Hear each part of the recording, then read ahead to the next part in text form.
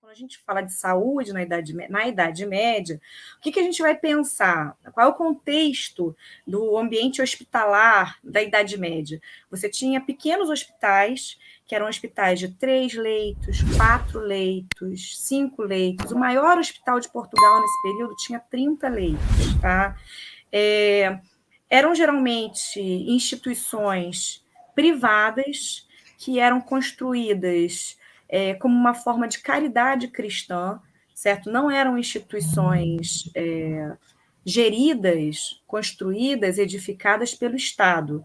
Elas eram, na verdade, ou pelo poder régio, né? No caso, elas eram, na verdade, construídas, geridas por particulares, pessoas que, na hora da sua morte, deixam uma grande parte da sua herança, ou toda a sua herança, para uma ação assistencial. Né? Na verdade, ela estava dentro a assistência na Idade Média e toda a questão hospitalar na Idade Média não pode ser desvinculada da caridade cristã. Ela estava inserida na lógica da caridade e no que muitos historiadores chamam de lógica da salvação, né? Que era justamente o fiel no final da vida tentando aplacar os seus pecados, aplacar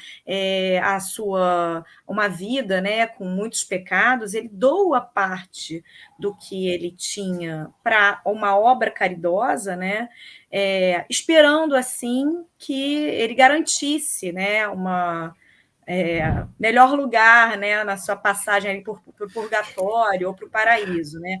Tem a ver lugarzinho no céu. Tem a ver com a lógica da salvação, né? Tem a ver com a questão da caridade. É muito interessante porque tem o dicionário de História da Igreja tem um verbete que se chama salvação. E eu estou falando do dicionário da História da Igreja lá de Portugal, né? E a historiadora que escreve esse verbete se chama Maria José Pimenta Ferro Tavares. Ela começa esse verbete falando o seguinte: assim como a água mata o fogo, a esmola mata o pecado. Essa era o que os homens na Idade Média acreditavam. Eles acreditavam que ações de caridade, que a esmola, por exemplo, tinha o poder de apagar o pecado, assim como a água apaga o fogo.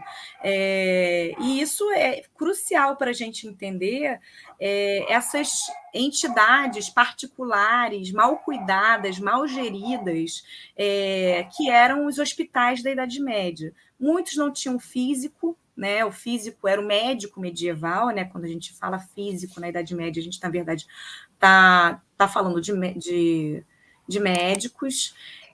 Muitos não tinham cirurgiões, né? O cirurgião barbeiro, na verdade, ele era aquele que aplicava, né, os clístenes, ele aplicava ventosas, ele fazia as sangrias, né? Ele tinha um trabalho mais manual, enquanto o médico, né, o físico, ele tinha um trabalho mais intelectual na medicina, né, de identificar a doença, de observar os sinais vitais do doente. Eram dois trabalhos diferentes. O físico era valorizado, porque o trabalho dele era intelectual e não manual. E como, na verdade, os trabalhos manuais têm um estigma na Idade Média, que é justamente, né, eles são estigmatizados e são deteriorados, né? Então, o trabalho manual do cirurgião não era valorizado, ele era desvalorizado, né, o cirurgião barbeiro. Que era esse personagem que fazia clístenes, que aplicava ventosas, que fazia as sangrias. A sangria era uma técnica na medicina medieval muito utilizada. Em terceiro lugar, uma figura importante aí dentro do hospital medieval era o boticário. O boticário era aquele que ia fazer as mesinhas. O que são as mesinhas? As mesinhas são os remédios, né? Aquelas misturas que eles vão fazer para dar para o doente, acreditando que aquilo curaria o doente. Tá?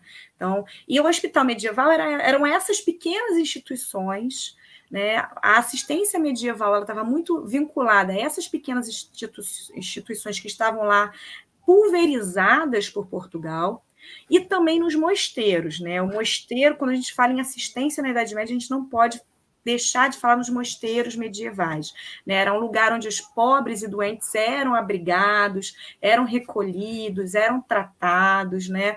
O mosteiro também tem uma ação aí muito importante dentro da Idade Média.